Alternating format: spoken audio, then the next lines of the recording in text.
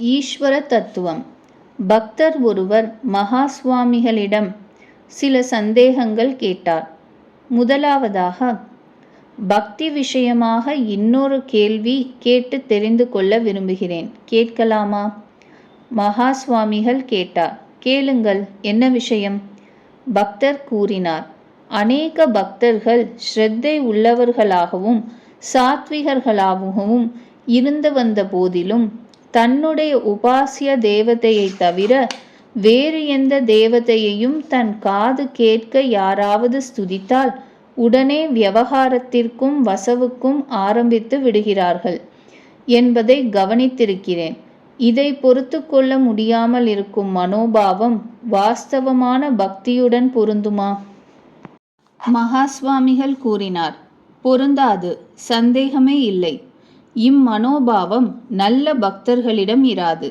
பக்தியின் ஸ்வரூபம் இன்னதென்று அறியாமலும் தங்களால் உபாசிக்கப்படுகிறதாய் சொல்லப்படுகிற ஈஸ்வரனின் ஸ்வரூபம் எப்படி உள்ளதென்று தெரிந்து கொள்ளாமலும் இருக்கிறவர்களிடம்தான் இந்த மனோபாவம் காணப்படும். ஜெகன்னியந்தாவாய் சர்வேஸ்வரனாய் இருக்கும் பரவஸ்துவானது எல்லா தனித்தனி நாமங்களையும் ரூபங்களையும் கடந்து நிற்கிறது. நாமமும் ரூபமும் அச்சேதனமான பிரகிருத்தியை சேர்ந்தவைகளே. கொஞ்சமாவது பிரகிருதி சம்பந்தம் கற்பிக்காமல் இருக்கும் வரை ஈஸ்வரனுக்கு சொந்தமாக ஒரு நாமமும் ஒரு ரூபமும் கிடையாது. பாதோஸ்ய விஸ்வா பூதானி என்று புருஷ சூக்தத்தில் சொல்லியபடி நாமரூபாத்மகமான சகல பிரபஞ்சமுமே அவனுடைய பாத மாத்திரம்தான் ஆகும். ஈஸ்வர தத்துவத்தில் இதற்கு மேலாக பெரியதாக இருக்கும் பாகத்தை நாம் ஒருபொழுதும் நேரில் அறிந்து கொள்ள முடியாது. அவருடைய பாதம்தான் நமக்கு தெரியக்கூடும். அவருடைய பாதத்தை சேவிப்பது மூலமாகத்தான் அவரை சேவிக்க வேண்டியிருக்கிறது.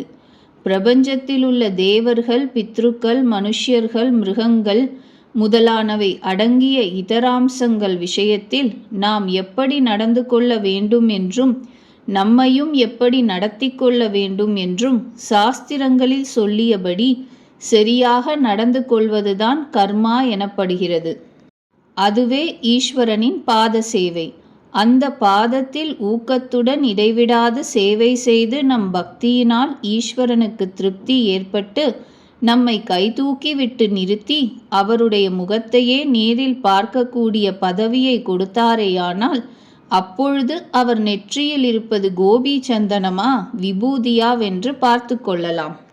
இப்பொழுது நாம் ஏணியின் அடிப்படையில் இருக்கிறோம். பகவானுடைய பாதத்தின் பிரகாசமே நமக்கு கொஞ்சமேனும் புலப்படவில்லை. அப்படி இருக்க அவருடைய முகத்தின் தன்மையை பற்றி ஊகிக்கவும் விவகாரம் செய்யவும் எதற்காக நாம் காலத்தையும் பலத்தையும் வீணாக செலவழிக்க வேண்டும்? வாஸ்தவமான பக்தியுள்ளவன் இந்த வழிக்கு எப்பொழுதுமே போக மாட்டான். ஈஸ்வரன் என்றால் ஜகத்தை சிருஷ்டி செய்து காப்பாற்றி உபசம்ஹாரம் செய்கிறவர் என்ற சுருக்கமான லட்சணம் அந்த பக்தனுக்கு போதுமானது. அவருக்கு எந்த பெயர் எந்த ரூபம் கொடுத்தாலும் ஆக்ஷேபனை இல்லை. ஏனென்றால் அவை ஈஸ்வரனின் தத்துவத்தில் சேர்ந்தவை அல்லவென்றும் அந்தந்த பக்தர்களின் க்ஷேமத்தை உத்தேசித்து அவை அவலம்பிக்கப்படுகிறவைதானென்றும் அவன் நன்கு அறிவான்.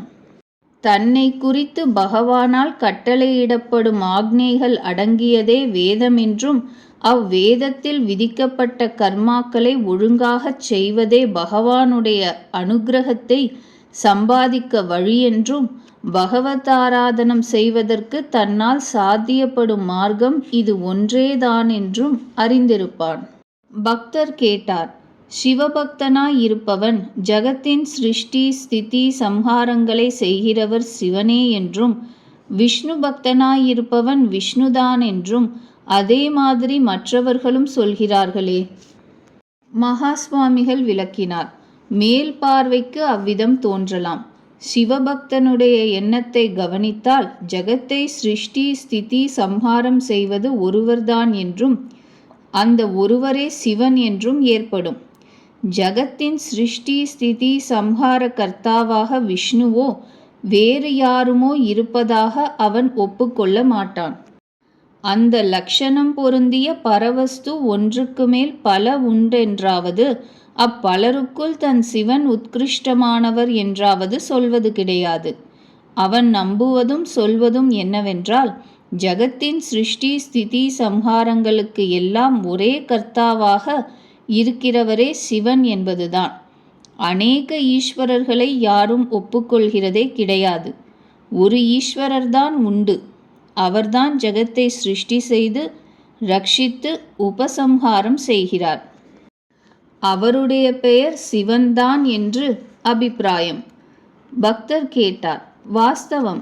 ஆனால் விஷ்ணு பக்தனும் இதே மாதிரி தானே தன் விஷ்ணுவை பற்றி நினைக்கிறான்.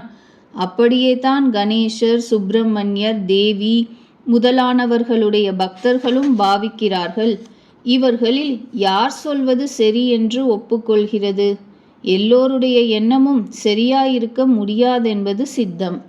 மகாஸ்வாமிகள் கேட்டார், எந்த பக்தரும் அநேக ஈஸ்வரர்கள் உண்டு என்று சொல்வதில்லை என்பது சரிதானே? பக்தர் ஆமோதித்தார்.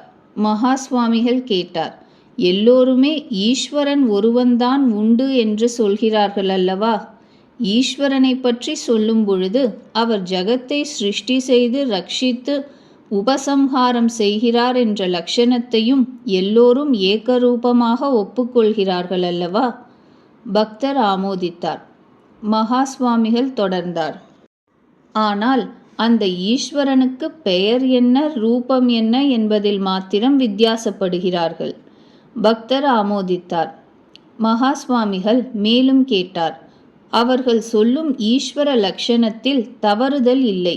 சரியாகவே ஏகரூபமாய் சொல்கிறார்கள் அல்லவா? பக்தர் மீண்டும் ஆமோதித்தார். மகாஸ்வாமிகள் கேட்டார், உங்கள் முன்னிலையில் ஒரு மணி அரிசி இருக்கிறதென்று வைத்துக்கொள்ளுங்கள். அரிசிக்குள்ள லட்சணங்கள் எல்லாம் அதனிடத்தில் இருப்பதாக நீங்கள் கவனித்து தெரிந்து கொண்டு அது அரிசியே என்று தீர்மானிக்கிறீர்கள்.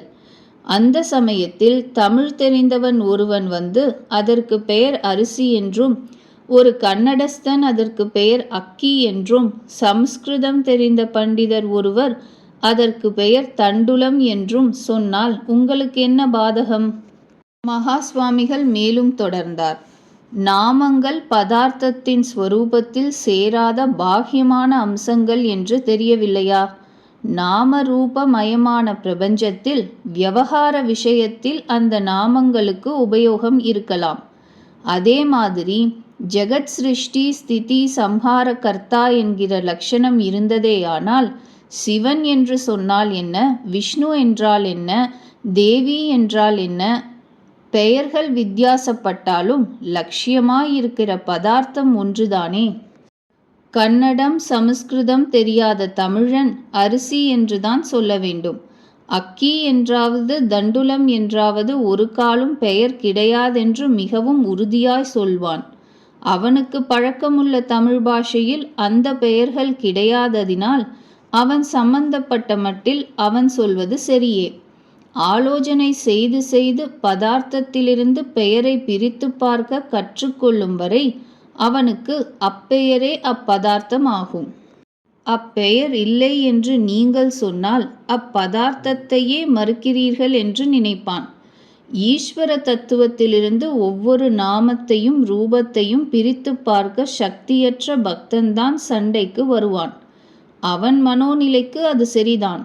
ஆனால் ஈஸ்வரன் சகலவிதமான நாப ரூபங்களுக்கும் அதீதன்.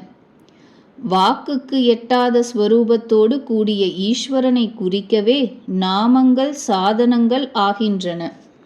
அப்பரிச்சின்னமாய் இருக்கிற ஈஸ்வர தத்துவத்தை பரிச்சின்னமாக்கி காட்ட உபயோகப்படுவதே ரூபம் என்று உணர்ந்திருக்கிற உத்தம பக்தனுக்கு இவன் எவ்வளவோ கீழேதான். பக்தர் மேலும் கேட்டார், இது மாதிரி அசட்டு விவகாரங்களுக்கு ஸ்ரீ வியாசரேதான் ஜவாப்தாரியோ என்று கூட தோன்றுகிறது. இவர் அந்தந்த தேவதைகளை குறித்து தனித்தனியாக அநேக புராணங்களை எழுதியிருக்கிறார். ஒவ்வொரு புராணத்திலும் அதில் வர்ணிக்கப்படும் தேவதையே பரவஸ்து என்று சொல்லியிருப்பதால் ஸ்ரீ வியாசருடைய அபிப்பிராயத்தில் யார்தான் பரவஸ்து என்று தீர்மானிக்க எந்த ஸ்ரத்தாலுக்கும் கூட முடியாமல் இருக்கிறது. மகா சுவாமிகள் கேட்டார். ஸ்ரீ வேதவியாசர் மூடரில்லை என்பதும் ஜனங்களை ஏமாற்றுவதற்காக ஒரு காரியமும் அவர் செய்கிறதில்லை என்பதும் வாஸ்தவம் இல்லையா? பக்தர் கேட்டார். அதில் என்ன ஆக்ஷேபனை? மகா சுவாமிகள் மீண்டும் கேட்டார். எல்லாவற்றிற்கும் மேலாக இருக்கிற பரவஸ்து ஒன்றாகத்தான் இருக்க வேண்டும் என்ற சாமானிய நியாயம் அவருக்கு தெரிந்திருக்கும் அல்லவா? பக்தர் கூறினார். தெரிந்துதான் இருக்கும். அதனாலேதான் எனக்கு சிரமம். ஒவ்வொரு தேவதையுமே பரவஸ்து என்று அவர் சொல்வது எனக்கு அர்த்தமாகிறதில்லை. மகா சுவாமிகள் கூறினார். ஸ்ரீ வியாசர் ஒவ்வொரு தேவதையையும் பரவஸ்து என்று சொல்லவே இல்லை. பரவஸ்துதான் ஒவ்வொரு தேவதையும் என்றுதான் சொல்கிறார் என்று தெரிந்து கொண்டால் சிரமமே இராது. பக்தர் குழம்பினார். அது எப்படி? மகா சுவாமிகள் விளக்கினார். பரதத்துவத்திற்கு சொந்தமாக நாமமும் ரூபமும் கிடையாது. அதுவே உபாசியமாகும் பொழுது ஏதேனும் ஒரு நாமத்தையும் ரூபத்தையும் எடுத்துக்கொள்ள வேண்டியிருக்கிறது. அதற்கு ஸ்வபாவமாக எவ்வித ரூபமும் இல்லாததினால் பரமார்த்த தசையில் அரூபம் என்றே சொல்ல வேண்டும். வியவகாரிக தசையில் எல்லா ரூபங்களும் அவருடையதே ஆகும். பக்தர் கேட்டார். இது எனக்கு அர்த்தமாகிறது.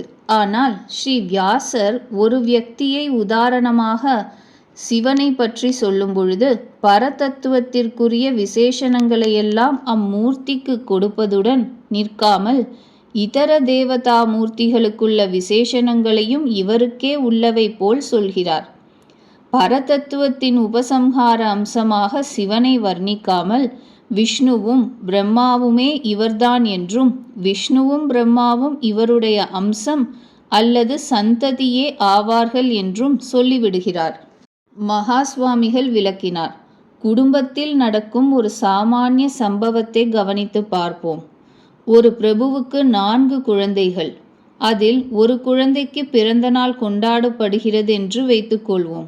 அன்று உபாசியமூர்த்தி அக்குழந்தையே. வீட்டின் நடுக்கட்டில் உயர்ந்த ஆசனம் போட்டு அக்குழந்தையை உட்கார வைத்திருப்பார்கள். விலையுயர்ந்த வஸ்திரங்களை உடுத்தி நகைகளால் அலங்கரித்திருப்பார்கள்.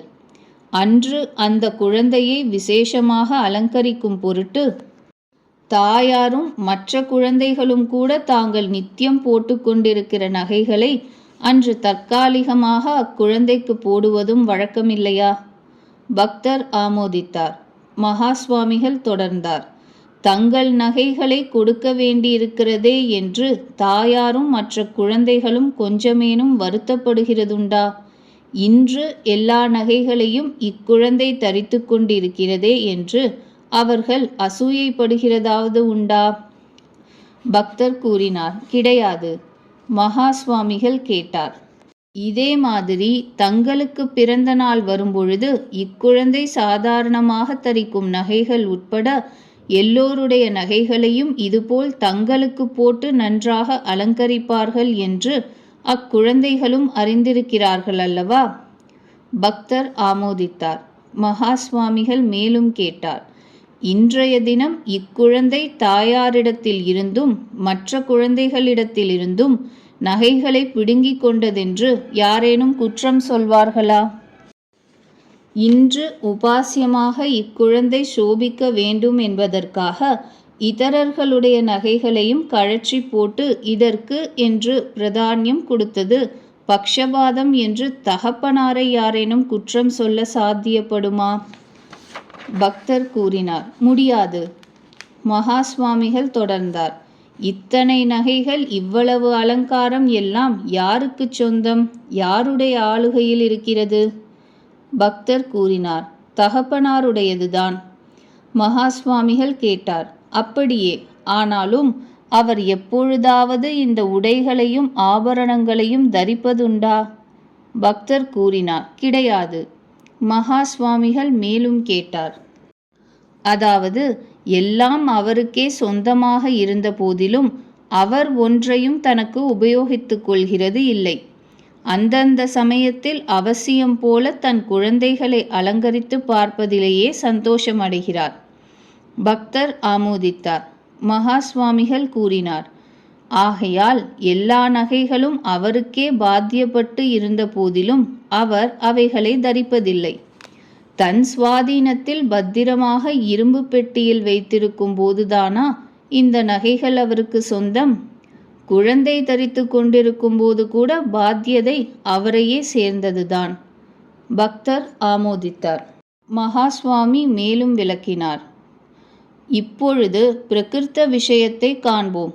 பரம்பொருளாய் இருக்கிற ரூபமற்ற பிரம்மம் இந்த தகப்பனார் போல் தான் ஒரு நாளும் ஒரு விசேஷணத்தையும் ஏற்றுக்கொள்கிறது கிடையாது. ஆனால் ஒவ்வொரு தேவதையும் வகித்து வரும் எல்லா விசேஷணங்களும் இந்த பிரம்மத்திற்கே பாத்தியப்பட்டவைகள். ஒரு பக்தனின் ஸ்ரேயஸை உத்தேசித்து ஒரு புராணத்தில் ஒரு தேவதையை உபாசியம் என்று சொன்னால் அதில் அந்த தேவதைக்கே அக்ராசனம். குழந்தையை பார்த்து சந்தோஷித்து கொண்டிருக்கிற தகப்பனாரும் ஒதுங்கி பின்பக்கம் நிற்க வேண்டியதுதான். இதர தேவதைகளுக்கு சாமான்யமாய் சொல்லப்படும் விசேஷணங்களையும் இந்த தேவதைக்கே கொடுத்து அலங்கரிக்கப்படும். ஒரு புராணத்தில் ஒரு தேவதைக்கு பிராதானியம் கொடுக்கப்பட்டு இருக்கிறதென்பதினால் பக்ஷபாதம் என்ற தோஷத்திற்கு கொஞ்சமேனும் இடம் கிடையாது. இதர புராணங்களில் மற்ற தேவதைகளை பற்றி சொல்ல ஏற்படும் பொழுது அங்கே அவர்களுக்கு பிராதானியம் கொடுக்கப்படும். ஒவ்வொரு புராணத்திலும் ஸ்ரீ வியாசருடைய எண்ணம் இப்படியே. பரம்பொருளுக்கு எவ்வித விசேஷணமாவது எவ்வித நாமமாவது ரூபமாவது கிடையாதென்று அவருக்கு தெரியும். இருந்தாலும் அந்த பாவனை ஏதோ சிலரை தவிர சாதாரணமாக எல்லோருக்கும் ஏற்படுவது சாத்தியமில்லை என்பதையும் நன்கு உணர்ந்தவர் ஆதலால் பக்தர்களின் உபாசனைக்காக பல தேவதா மூர்த்திகளை சொல்லியிருக்கிறார். சுத்த பிரம்மத்தின் அம்சபூதர்களாகவே இம்மூர்த்திகள் இருந்த பொழுதிலும் தற்காலிகமாக விவகாரத்தில் இவைகளே பரம்பொருள் என்று பாவித்து சொல்லியிருக்கிறார். அவர் புராணங்கள் எழுதியிருக்கிற மாதிரியில் ஒரு தேவதையை தீவிரமாய் பக்தியுடன் உபாசித்து வரும் பக்தனுக்கு மற்ற தேவதைகளை தனித்தனியே உபாசிக்க அவசியமன்னியில் அவ்வுபாசனைகளின் பலனையும் சேர்த்து அடையும்படி சௌகரியம் செய்திருக்கிறார். ஒரே தேவதையை உபாசிப்பதன் மூலமாகவே மேல் யத்னம் செய்தால் பரபிரம்மத்தையும் அறியும் யோகியதையை அடையலாம். சிரமத்தை குறைத்து பலனை அதிகப்படுத்தி கொடுப்பதிலும் பரம்பொருளின் தத்துவத்திற்கு பாதகமன்னியில் பக்தனின் யோகியதைக்கு தக்கவாறு சாதனங்களை கற்பித்து கொடுப்பதிலும் ஸ்ரீ வியாசருக்கு சமமாக யாரும் கிடையாது. அவரை நன்கு தெரிந்து கொள்ளாமல் நமக்குள் விவகாரம் செய்து கொண்டால் குற்றம் நம்முடையதே தவிர அவருடையது ஆகாது. வாஸ்தவத்தில் நாம் அவருக்கு மிகவும் நன்றி செலுத்த கடமைப்பட்டு இருக்கிறோம்.